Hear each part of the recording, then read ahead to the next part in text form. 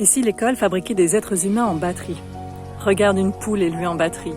On lui impose un espace, un rythme, des horaires, une alimentation, des comportements. Et à force, elle développe des problèmes de santé, elle est dénaturée. Et maintenant regarde ce qu'on l'on fait vivre à nos enfants à l'école. Tu ne trouves pas qu'il y a une logique similaire? On lui impose un rythme, on lui impose une position, des règles, et même parfois le moment où il peut répondre à ses besoins les plus élémentaires. Un enfant doit rester assis pendant des heures alors qu'il déborde de vitalité.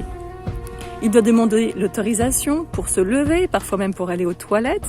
Il passe sa journée à l'école et quand il rentre chez lui, c'est pour encore faire ses devoirs, comme si une journée entière d'apprentissage ne suffisait pas. Alors même qu'un adulte n'en fait pas autant après sa journée de travail. Et surtout, on conditionne l'enfant très tôt à devenir le bon élève.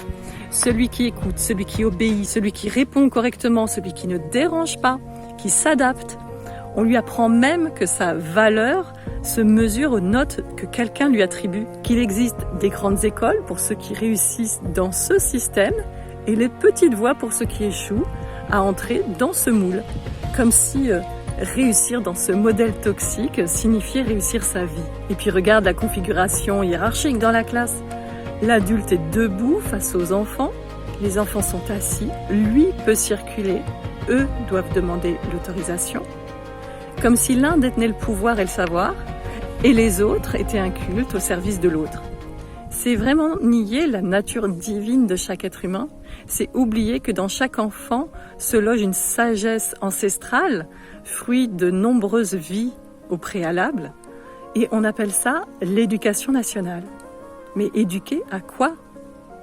À devenir un citoyen conforme? Ou à devenir pleinement un être humain? Et moi, j'aimerais simplement te demander quel modèle d'école tu as connu.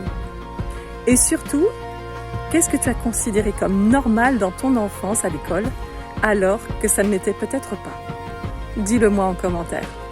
Parce que selon moi, le véritable enjeu, c'est pas d'enseigner davantage, c'est d'élever la conscience de nos enfants pour qu'ils découvrent qui ils sont, leurs talents, leur singularité et ce qu'ils peuvent naturellement offrir au monde.